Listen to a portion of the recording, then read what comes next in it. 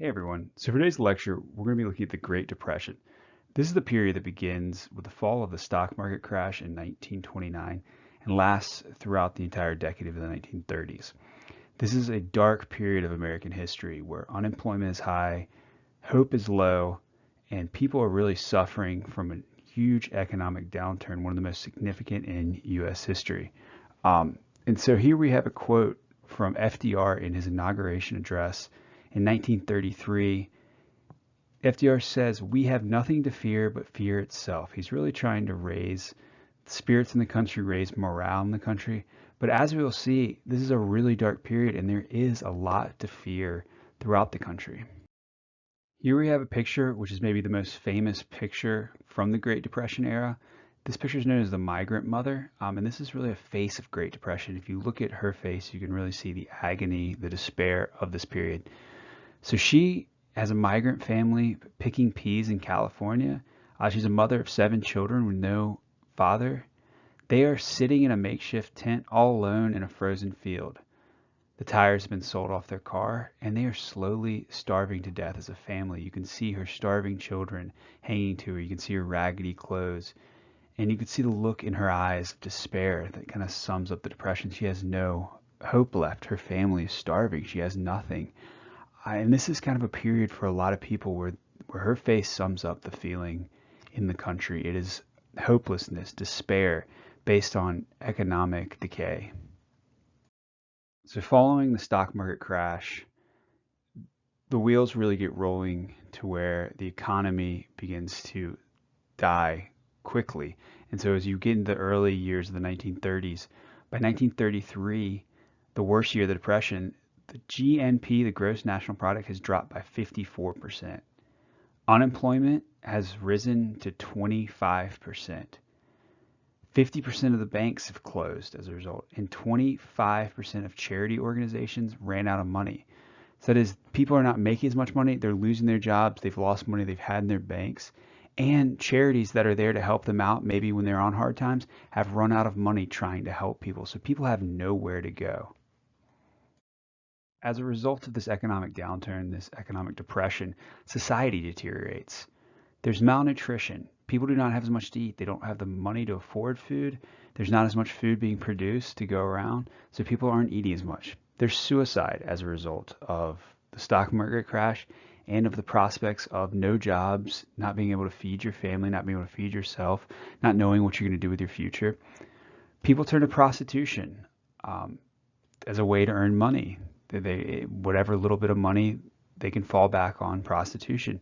People turn to alcoholism. Alcohol is a temporary escape, and they drink themselves out of the depression, but they are living in a deteriorated society. People turn to crime. Theft rises, things along that line. People are trying to do whatever they can to survive. And then birth rates decline. People are not having children because it's not as hopeful. There's not as much abundance. They don't know what the future holds, so people are not having children at the same rate they had before. So this quote here really sums up the new normal for people during the Depression era. Americans relied on credit at neighborhood stores, defaulted on utility bills, and skipped meals. Many borrowed from relatives and took in boarders or doubled up in tenements.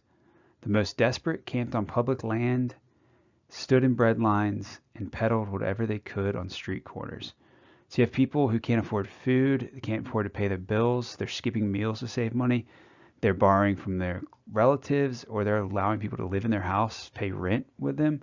But some people are just simply homeless. They're camping in public land, waiting for handouts and bread lines, selling stuff on street corners. So this is the new normal of the Great Depression. So in the initial years of the Depression following the stock market crash in 29 as the economy is completely tanking, the government seemed uncaring and incapable.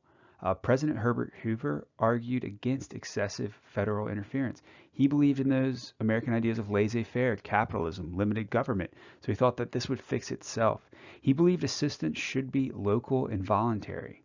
That is, that people should, local government should help out, people should volunteer their time in helping out. But you can see that's not always the case. Atlanta gave $1.32 per month in welfare to desperate families. These are the desperate of the desperate. The worst families off are getting $1.32 a month. Chicago fired their teachers, firemen, and policemen after not paying them for 8 months. They're not collecting taxes because of the economy. They can't pay these people, so they're forced to eventually fire, and that leads to more unemployment. So the government really comes off as unable to handle this, and in a lot of ways seems uncaring about the situation. Another effect of this is that families broke apart. People couldn't afford children. They couldn't afford to keep their family together. They couldn't afford to feed their children. So you actually see here the depiction here of a Depression era mother with a sign that says 4 children for sale. She's willing to sell her children off because she can't afford to take care of them. She'll take anything she can to do basically for her to survive. What happens is you get 25,000 child hobos. Hobos are basically homeless people who travel around and try to make a living, try to make a little bit here and there, but never really have a home. So you have children just homeless throughout the country. The number of foster children increased by 50%. So people are going to foster homes, their families can't afford them. Food is rare. The nation really went on a diet as a result of depression, and not in a good way. The average adult male lost about 3 inches around the waist. Casseroles and loaves became popular. This is basically just throw everything we have together, bake it in an oven, we'll eat that. Things like flour, bread, potatoes are pretty much all people eat. There's not a whole lot of variety if you can even get those items. One thing they would eat, sounds disgusting today, but they were called stuffed onions. Onions stuffed with peanut butter. They're looking for any kind of calories any way they can get food. You're not going to beg for something different when this is all you have that can be put on the table. And you can see here the depiction of these men at a soup kitchen getting free soup and some bread. The effect that this lack of food had on certain people. These people are begging, and you can see that on the man to the right there. You can see his sunken cheekbones, sunken eyes. He's starving to death. They look terrible because they don't have enough food, and they're taking whatever food they can get for free. And it's not that they can actually go out and get a job. Unemployment surged. There's no way to put food on the table when you can't find a job. So 1 in 4 Americans did not have a job in 1933. And that's what you see the man here. He says, I know 3 trades. I speak 3 languages. Fought for 3 years, have 3 children, and no work for 3 months. I only want 1 job. As people are begging for jobs on the street, you can see this line here of people lining up to try to get some kind of help, some kind of job line. Unemployment lines grow. So it's just, there's no way to feed your family. There's no way to take care of yourself because jobs are scarce. Poverty becomes widespread because of this. The average family made 40% less during the Great Depression than they did the decade before in the 1920s. So you see scenes like this where children are barely clothed, they're living in rickety shacks.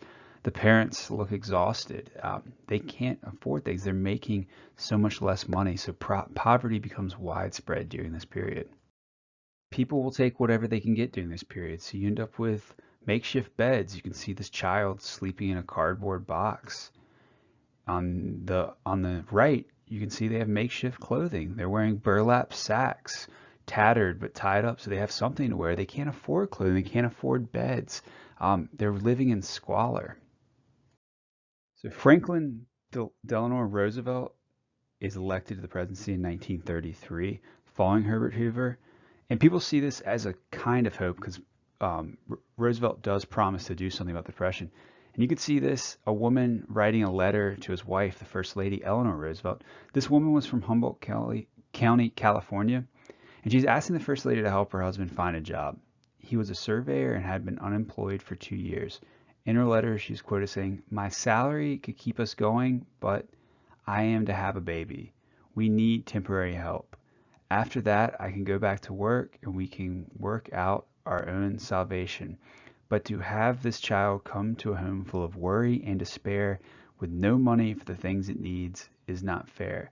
It needs and deserves a happy start in life." So she's saying she has a job, her husband has no job, but she's having a baby, and the baby does not deserve this life. They can make their way once we have the baby, but please help us somehow. Soup kitchens and bread lines become important for people who are unemployed. For who are starving. So these are sometimes run by charities, sometimes by local governments, but they're places where people can come and get some food. If it's just a loaf of bread, a small cup of soup, as you see with these children there, or the men waiting for soup, coffee, and donuts for the unemployed.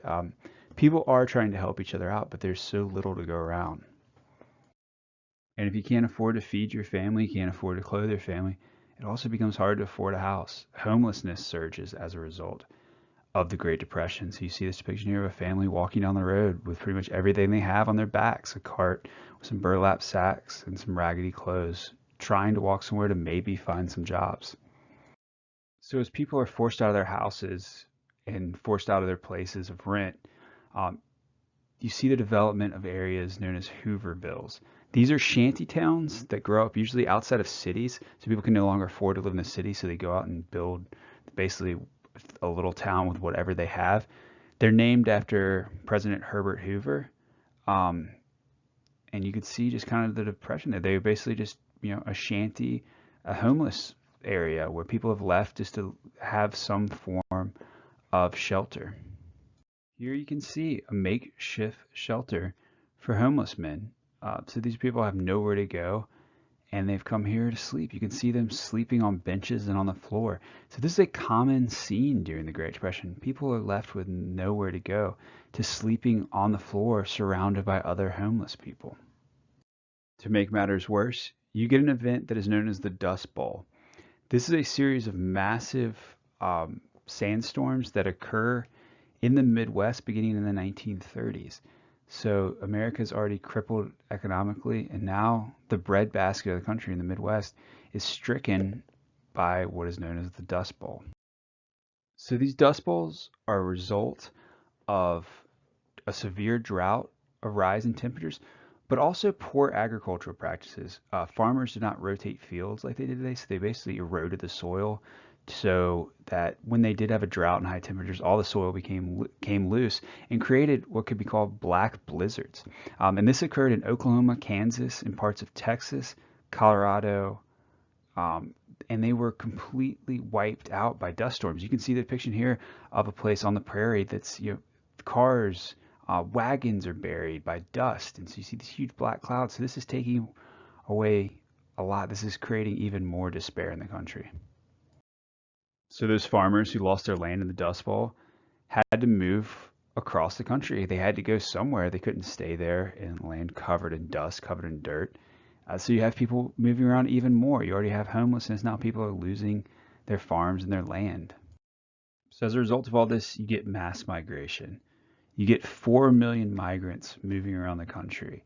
Oklahoma lost 440,000 people, or about 18% of its population just leaves the state because of these massive dust storms, because of the Great Depression.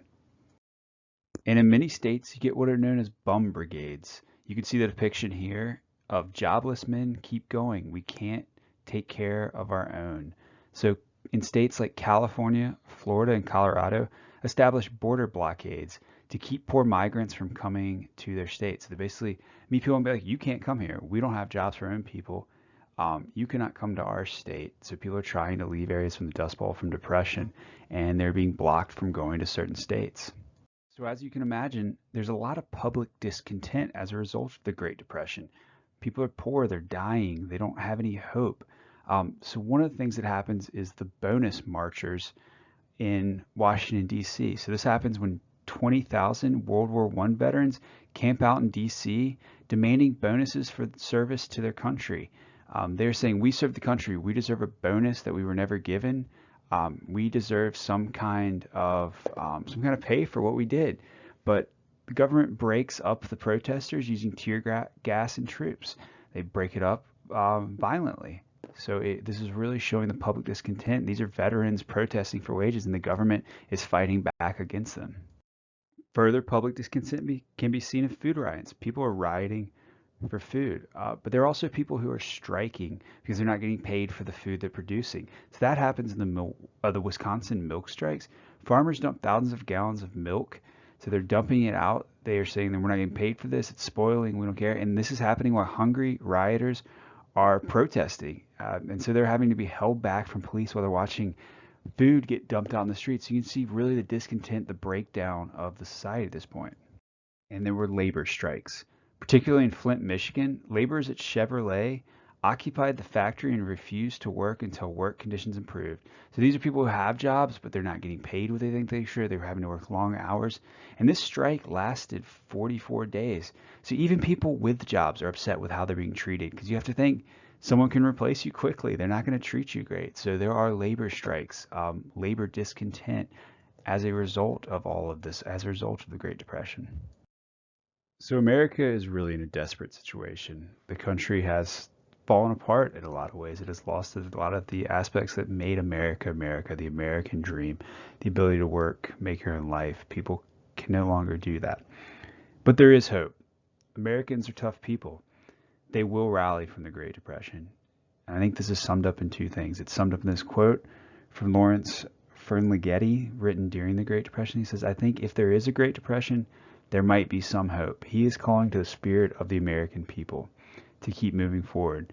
And then also you can see here the picture of Shirley Temple, who was the biggest movie star of the 1930s of the Depression, a child star, giving youthful hope. People went to see lighthearted, youthful stories during this period. So they're looking forward, they're looking for a light at the end of the tunnel. And that will come as they move towards the end of the decade.